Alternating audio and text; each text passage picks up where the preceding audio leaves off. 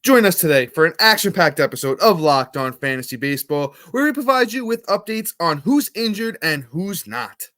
You are Locked On Fantasy Baseball, your daily fantasy baseball podcast. Part of the Locked On Podcast Network, your team every day.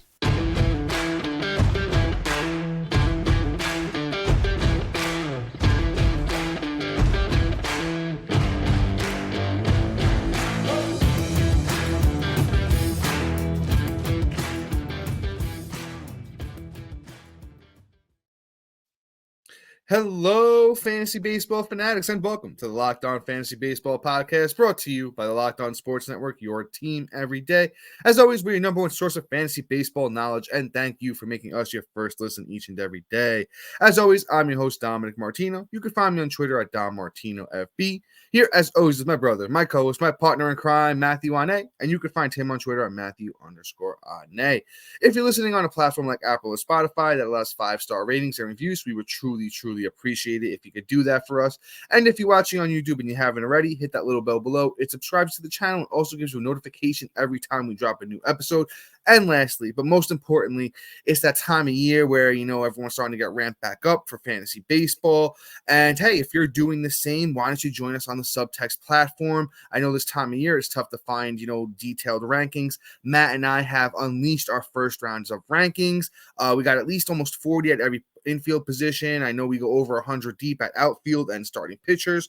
We even got closers in there as well. We're going to throw tiers in those rankings. In the upcoming months, we'll have breakouts, bust sleepers, and all that fun stuff too. So join us on Subtext for, all of your fantasy baseball questions and needs. But guys, real quick, today's episode is brought to you by FanDuel. Make every moment more right now. New customers get $150 in bonus bets with any winning $5 moneyline bet. That's $150 if your team wins. Visit FanDuel.com/locked on to get started today. And all right, Matt, we're going through, the injuries. I know we had a couple of fans ask us for an episode like this. So guys, we are doing our due diligence. We're going to go through everybody who is hurt as far as the major names and kind of just talk through what we're doing with these guys. Matt, who do we have up first, my brother? All right. We got probably one of the most devastating injuries of the year, Max Scherzer. We found out he had a herniated disc.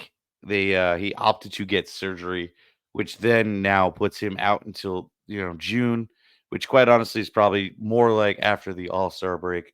So we won't be seeing Max Scherzer, appear on the Rangers mound until then. And quite honestly, how I'm handling it is I'm not wasting like a higher pick on him. Like by higher at this point is like, where I draft my pitcher 6. Like right now I have him ranked at like pitcher 89. And you know what? Like, I'll pick him with as I get later into the draft and, stash him on the IL if you have the IL spot for that. But like, I'm not wasting, somebody that can help me out, throughout the start of the season or somebody that I can easily cut to then go and pick up some waiver wire guys at that point. Because you know what? To hold a guy on the IL for that long is pretty tough to do, even if you guys haven't changed your rules to go back to 2 IL spots and you still have the 4. Because if you looked at last year, there was still a whole bunch of injuries. I was pretty much carrying 4 guys on the IL almost all year. Every time somebody came off, I had somebody go on. So, to be able to hold somebody for, half the season essentially is rough. And to waste the pick at that point for where you draft your pitcher 6, I feel is, a tad bit, I don't want to say foolish, but really risque. Like, back in the 1950s, showing some ankle risque, so, ultimately with Max Scherzer, if he's not there, if he's drafted earlier, don't even feel like you missed out. Just wait. And if he's there at the end of your draft, then scoop him up.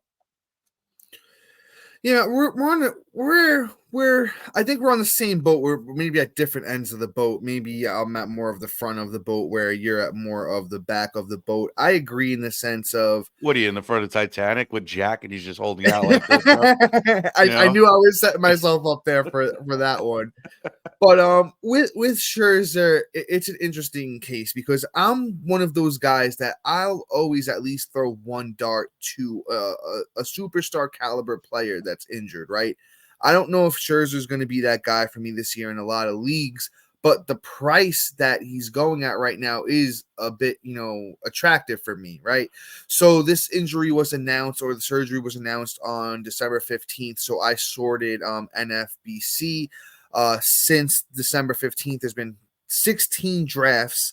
Scherzer was actually only 17 drafts. I'm sorry. And Scherzer was actually only drafted in 15. So that means there was 2 leagues where he went undrafted. But for the ones he did get drafted in, once again, Max Scherzer, he was taken as the 118th pitcher overall, pick 318. So I think if you can get Scherzer at the last pick of your draft, or one of the last picks of your draft, and you just, you have the IL spots in your league, you throw him on your IL, and he comes back at some time in July around the All-Star break, right after the All-Star break, and he can give you 70 innings down the stretch there, I think they're going to be pretty strong innings. Scherzer is getting older. He's, going to be 39 this upcoming season. So I don't think he is the old Scherzer, but if you get like a low to mid 3s ERA, well over a K per 9 with, pretty solid control for that pick, I think that's going to be very, very good. Well, that's what we got on Max Scherzer. Let's move on to this next guy, kind of in a similar boat to Max Scherzer. It's Clayton Kershaw. Clayton Kershaw is actually a free agent as well, so we don't have a team for Kershaw yet. His injury, a little bit more concerning. He got surgery on his throwing shoulder. The exact procedure was the glenohumeral ligaments and capsule on his throwing shoulder is exactly what he got repaired. He's going even later than Scherzer. Pitcher 183 overall, around, I think it was pick 600 I saw for Kershaw. I'm in on that price. Once again, a guy you could take as your last starting pitcher that has a lot of upside. When he throws, he's an ace caliber guy. When he was healthy last year, looked just as good as ever, Clayton Kershaw did. I like Clayton Kershaw's talent better than Max Scherzer at this point in their career. But the injury that Kershaw had, and then plus the bad back, I don't like the outlook at all. I'm honestly going to be moving Kershaw down in my rankings. But a 2.46 ERA for Kershaw last year, over a K per 9 with a 106 whip. When he's out there, he is very, very good. With that being said, though, and we move on, we talk about some guys that you may have been forgotten are out for the rest of the year. Plus some guys, injuries that you might not remember, and some guys might be ahead of their timetable, might be behind their timetable, but we will talk about all of that after we hit this quick ad break for you guys. And guys, we're talking about FanDuel. Score early this NFL season with FanDuel, America's #1 sportsbook. Right now, new customers get $150 in bonus bets with any winning $5 moneyline bet. That's $150 if your team wins. If you've been thinking about joining FanDuel, there's no better time to get in on the action. The app is super easy to use. There's a wide range of betting options, including spreads, player props, over-unders, and more. So visit FanDuel.com/lockedon and kick off the NFL season right. FanDuel, an official partner of the NFL. And guys, real quick before we move on, Locked On has launched the first ever national sports 24/7 streaming channel on YouTube. Locked On Sports Today is here for you 24/7, covering the top sports stories of the day with the local experts of Locked On, plus the national shows covering every league. Go to Locked On Sports Today on YouTube and subscribe to the first ever national sports 24/7 streaming channel. And guys, once again, join us on Subtext, man. I'm telling you, it's a great time of year to get in on that early. So much information that you can't get anywhere else on Subtext, and the text messages go right to your phone for instant updates. But Matt, with that being said, let's move on here and talk about our next guy. All right. Yeah, we'll talk about Mr. Walker Buehler. Buehler, I don't know the injury off the top of my head. Oh no, he had TJ, and I don't know if he's even going to be back to start the season. Do you have that information by chance? Yeah, the last quote that I saw, I'm sorry, as I'm adjusting my equipment here, was that he's not going to be ready for opening day, but I am digging deeper here. We actually have an update from today. He's feeling better. They said that he should be ready to go into spring training. It's very iffy here. I'm reading a quote from Dave Roberts, who's the manager of the Dodgers. He said that he should be ready to go in spring training, but his regular season debut could potentially be delayed as a way to manage his innings. So I really don't like they're already talking about managing his innings. I don't like that already. Yeah, we also hear that early, and then as we get into the season, things change too. Like, I mean, even into spring training, that could all change in a month and a half from now, you know? Like, it depends on how fast he makes it through his, obviously his rehab and what spring training looks for him and how comfortable and if there's any setbacks.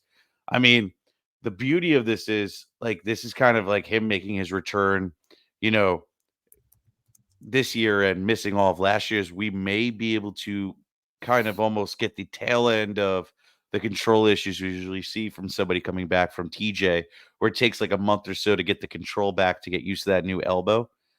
But you know, obviously, if he's not pitching through spring training, that'll change things, but I think he will. He'll probably only see like 1 to 2 innings to start off, and that's might be how they do it is he only gets about 2 innings outings, whereas like they start building up to 5 innings right before the season starts. So we may just walk him right into the season at 2 innings and then get like 2, 3 rehab games, miss the first 2 weeks of the season. That's how they manage the innings. And boom, he's ready to go into, week 2. Obviously, if he was starting off the season with none of these, things clouding around his you know, I guess his name, I'd be having him ranked much higher than where I have him now at 53. I think I'd have him in like the 30s. Damn, you Just have him at SP53? yeah, I do. Damn, you moved him down a bit. I'm going to be moving him down a little bit more as well, but that's actually pretty interesting that you actually do have him down that low already. Yeah, because like honestly, like I just want to see more. Like, I mean, you hear things of like, okay, manage innings. That doesn't scare me as much, but the fact that like, okay, to delay the start of the season after not pitching all year last year with already pushing back his debut that he was supposed to come in August and, pretty much finish out all September to that not happening at all. And now you hear this, like, okay, what exactly is going on here? Is the elbow just completely deteriorated and do we see something, or is it just hey, he just is taking a little bit more time and they're being more, conservative with his, timetable. And, they're pretty much their future of this team. So, Walker Buehler, obviously, we all know how I feel about him. Could be like the number 1 pitcher overall after a full season. We'll see. But, maybe that's just them being conservative. We'll see. Right now, 53, I think, is the right spot to take him any higher. And I feel like he overpaid. Yeah. At the moment, Walker Buehler's coming off the board as the 44th pitcher. Once again, we're using NFBC ADP here. NFBC, one of the bigger platforms that to play on when it comes to fantasy baseball, and especially this early in the season. Not many other places are open at the moment, so we're using NFBC ADP. So I had it sorted from last time when we were talking, so I'm going back to sort it from when draft started. 100 and no, that's not accurate. Hold on, bear with me as I update this. 163 drafts have been done so far on NFBC, and Walker Buehler is coming off the board as the 45th pitcher overall, pick 104. I'm assuming there's almost 15 or so starting pitchers in that range, so he'd be pitcher 40. I have Buehler right now as starting pitcher 30, but I think I'm going to move him down even more. I could see him honestly falling to around pitcher 40, where I have Shane Baz. Pitcher, similar injury concerns for both of those guys. Walker Buehler is just a tough one because if he goes out there and he looks good, he could be a top 20 starting pitcher, in my opinion. It's just that with the Dodgers already talking about limiting him, as Matt spoke about, he was supposed to be back already, didn't manage to make it back all the way yet. He's actually going to be turning 30 years old, Walker Buehler, in July. So he's a little bit older than I think some of us are remembering. Just a lot of risk to take on a guy that, you don't really even know where it's going to end up. I wouldn't be shocked if Walker Buehler only throws 120 innings or so this year. Last time he threw was in 2022. It was only 65 innings. And, he did throw 200 innings in 2021, but a good and a bad thing. He doesn't have a lot of innings on his arm total, only 638 innings for a 30-year-old. That's actually pretty solid. So he could last a little bit more into his 30s than some of these other guys. I just really want to see where things go with Walker Buehler, heading into next season. If I can get him as my SP4, I'm walking away pretty happy. Anything more expensive than that is where it gets questionable for me with Walker Buehler. Let's move on. Let's talk about this next guy. Let's talk about Manny Machado. Just another guy. I don't remember if anybody heard, but Manny Machado did have surgery this offseason. I believe it was a shoulder issue that he had repaired. Yes, it was. Yes, he did get elbow surgery this offseason. I'm not 100% sure what his availability is going to be for opening day. From what I'm seeing and hearing, that's kind of up in the air. They're playing it by ear, when players report for spring training. I'm sure we'll have more information here on the Machado injury. But honestly, Manny's getting a little bit older. He's not looking like, he used to. He turns 32 in July this year. Last year, down season for Manny. And, shoulder injuries are tough. That's something, as you get older, as I said, guy's going to be 32, slower to recover from these injuries. He hit 258 last year with 30 home runs, only stole 3 bags. So, looks like the steals are starting to dissipate from his game, only 75 runs. Last year, he really only helped you in homers and RBIs. So, this year, I think it's going to be pretty much similar situation for Machado. Maybe the batting average bounces back up, 260, 270 range. But, with them losing Juan Soto too, how good are those runs going to be when they were already at 75 last year? I don't think the steals are bouncing back. Honestly, I have him ranked as my 10th third baseman behind the likes of, Josh Young, Gunnar, Royce Lewis, and Alex Bregman. And I really understand why I have him ranked that way. When it comes to early ADP, let's see where they have Machado.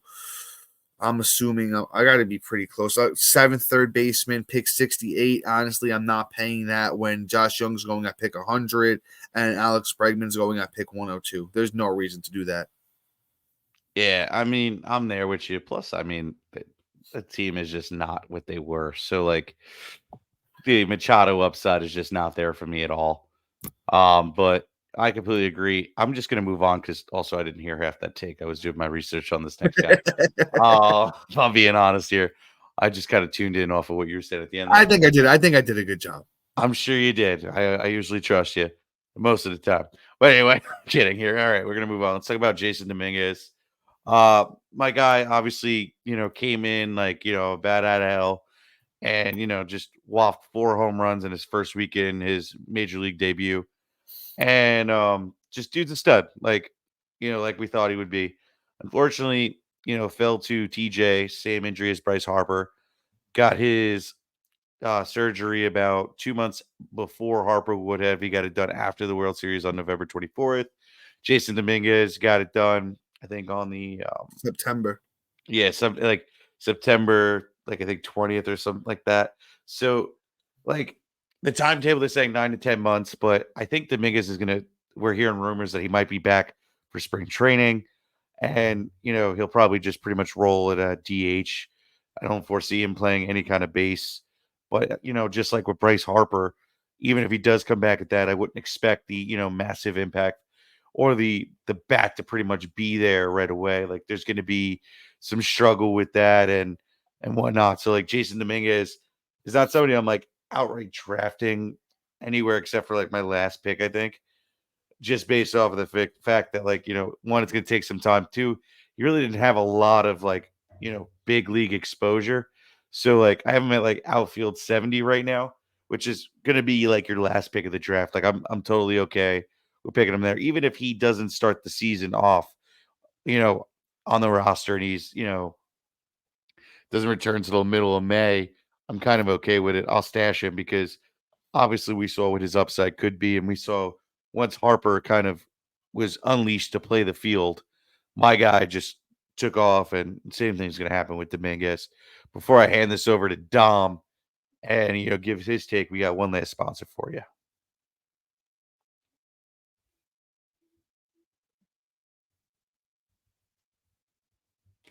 All right, Dom, take it away.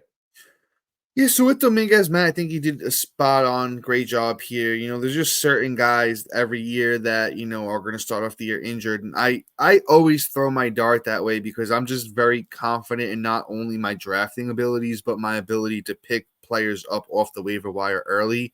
Every year happens every single year where guys kind of come out of nowhere early in the season and you want to be able to pick these guys up and just try them out and see where the thing goes. And picking a guy like a Dominguez or a Kershaw or a Scherzer allows you to have literally, as soon as the season starts, you're going to have somebody on the IL and you can start making these pickups. And Dominguez might be one of those guys this year for me. Dominguez is coming off the board as the outfielder 102, pick 571. I think that's easy money to, return on your investment. I have Dominguez as the 76th outfielder. And just once again, it's just a matter of how the Yankees are going to play this. And it's interesting with all of the, guys that the Yankees picked up with Soto and Verdugo. Where is Dominguez going to play? Not really, an easy spot to slot him in that lineup, but, as with most teams, and especially the Yankees, I'm sure somebody will be hurt by the time Dominguez is ready to come back, and he will fit into that lineup. So I think it's really dependent on how Dominguez comes back off of the surgery, how he looks, how quickly he, recovers. Is there a spot? Is there somebody injured? And then are the Yankees competitive? Do they need Dominguez to get into the lineup to, keep competitive in that division? If they're either comfortably at the bottom or top, I could see it swinging either way, But with Dominguez, I think there's upside here, and I think you're picking him with your last pick right now, and it's easy money pretty much. But with that being said, let's move on to the next guy. Let's talk about Mr. Riley Green here. Riley Green, somebody who had a pretty strong breakout last year, another guy that gets, Tommy John surgery actually like Dominguez. I think he got it a little bit before Dominguez, though, and it seems like the Tigers are a little bit more optimistic when they're talking about Riley Green. Once again, they're saying that he's predicted to be ready for opening day. I don't know if that's 100% accurate. I honestly have him ranked as if he's going to be ready for opening day because I have Riley Green as my number 25 outfielder at the moment. I don't know if ADP agrees with me as I go back and scroll over here. They have him at outfielder 39, pick 171. Honestly, I think you're making so much money off of taking Riley Green there, as long as, he's back sometime within the first month. And it's just a great guy that you can, once again, stash him and see where the thing goes with him. And you could supplement it until he comes back easily. Riley Green last year hit 288. Had 7 steals, 37 RBIs, 11 homers, 4 triples, 19 doubles, 51 runs in 99 games, 378 at-bats. He's going to be 24 next year. A guy, the sky is the limit. Great power upside, great steals upside. Honestly, there's batting average upside too, and this guy could be a 5-tool guy in the next couple of years. I love Riley Green when healthy. Dom, where do you have him ranked, if you don't mind me asking? I don't know if you said that. 25th outfielder. I have him ranked as if he's going to be healthy and ready for opening day, but I will adjust accordingly if we hear otherwise. Gotcha. Yeah, I'm not too far behind you. I'm maybe about 8 spots. I got him at 32. So, It's not far. I love Riley Green. I mean, he's going to be stellar once he's fully healthy. Obviously, you may be not starting him right away since he's dealing with something similar. So we'll see. We just all got to play it by ear because I just read something on our previous guy too that they think he's going to be ready for spring training. So things are good. Things are interesting with the TJ world for hitters. So yeah. But yeah, let's move on. Let's try to get through these rest of these names here. This name is fun to say. Ronnie Marchuccio, I believe is how you say that. Mauricio. Ah, okay. Wow. Okay. You're close enough. Close. Marchuccio. All right. Mauricio. I'll go on mine. I'm kidding. Mauricio. Ronnie Mauricio. Let's stop. Let's be, serious now. My guy towards ACL, unfortunately. He's gonna miss probably the whole season. Like, unfortunately, he's done for the year without even getting started. So, is what it is. Somebody that you could pretty much just write off. If I'm in a dynasty league and I'm, thinking about, possibly rebuilding, he may be somebody I want to go out and like acquire, just for the upside, the young prospect tout and all that wonderful stuff. And you might be able to get him on a discount right now just based off of the fact that, hey, he's not playing this year. And, he kind of didn't fully perform to everybody's expectation, flashed it like a couple times in the pan. But other than that, like, you might be able to get him on a nice discount. Yeah, I could take on Mauricio. Honestly, I was so high on Mauricio coming into this offseason. I honestly really thought he was just good value, going to have a beast year. And honestly, he was looking really, really great in the Dominican Winter League. He was hitting 441 over 8 games with 2 homers and 5 steals. He was looking like he was primed for a breakout, and it's just a shame to see we won't see Ronnie Mauricio at all this year. Buy while you can, buy while the iron's hot with Mauricio, but not really too much else to add there on him. Let's move on to our next player. Let's talk about Jacob deGrom. Honestly, I think the ball is still up in the air whether we're going to see any of Jacob deGrom this season or not. A guy you could take with you, another one of those guys you could take with your last pick of the draft, throw him on your IL and see where the thing goes with Jacob deGrom. We know when he's healthy, he has the potential to be the best pitcher in all of baseball. I know he's starting to get a little bit older now at this point in his career. He is going to be, actually 36 next year. This upcoming season. So it's a difficult one here with deGrom. I honestly think you could do worse out of Kershaw, Scherzer, and deGrom. Honestly, probably would have deGrom the highest out of the 3 of them right now when, they could potentially all 3 of them return around the same time. And deGrom obviously has the highest upside there. So, with deGrom, you definitely can throw your dart in that direction if you're feeling it. Yeah, man. Honestly, like, I'm not touching him with a 10-foot pole. Just, I don't blame you. but like, I mean, like, when does he come back is the question. And I think they were saying the summer at some point, very vague, the summer potentially. So, I mean, that could be anywhere from, June to August. yeah, and that can also be never. So like, Yeah, no, yeah. So like, the thing is, like, okay, like, I'm definitely not trying to draft him and stash him. Like, he's not that for me. Unless you have like I don't know, a 10 IL freaking league, which most people don't. Don't even look his way come draft season. Like, it's just not worth it. Just, move on, forget about him, and then we'll remind you about him if we start, hearing whispers mid-season that Wing should go and scoop him up. But let's move on. Let's talk about Mr. Sandy Alcantara, another guy, TJ, going to miss the entire 2024 season. It's unfortunate. It kind of explains a few things of his performance from this year, where he just didn't look like Sandy. He didn't look like the sub 1 ERA, I was sub 2, sub 3 ERA. Almost sub 1 with like a 2.13 ERA in 2022 to now this dude that just was absolutely pitiful all of 2023. So, it was probably dealing with a sore elbow almost the whole season and probably was like, okay, it's time to do it. You should just got it done at the beginning of the season. If you even suspected it, Sandy really disappointed me. But yeah, just buy in Dynasty and, don't even look at him in drafts. Yeah, Matt, great take on Sandy Alcantara. To be honest, I really don't have too much else to add there except, see you in 2025. Let's move on to another guy who pretty much is confirmed going to miss the whole 2024 season is Dustin May. And the thing with Dustin May is, man, those injuries are just really, really starting to pile up over the years for a young pitcher who has all the talent in the world. Just once again, not much to add on Dustin May except, see you in 2025 at this point because it's a done season for him. Let's move on to our last guy here. Let's talk about Brandon Woodruff, another guy who I think there's been mixed reports, so I'm trying to see what the latest information on Woodruff is.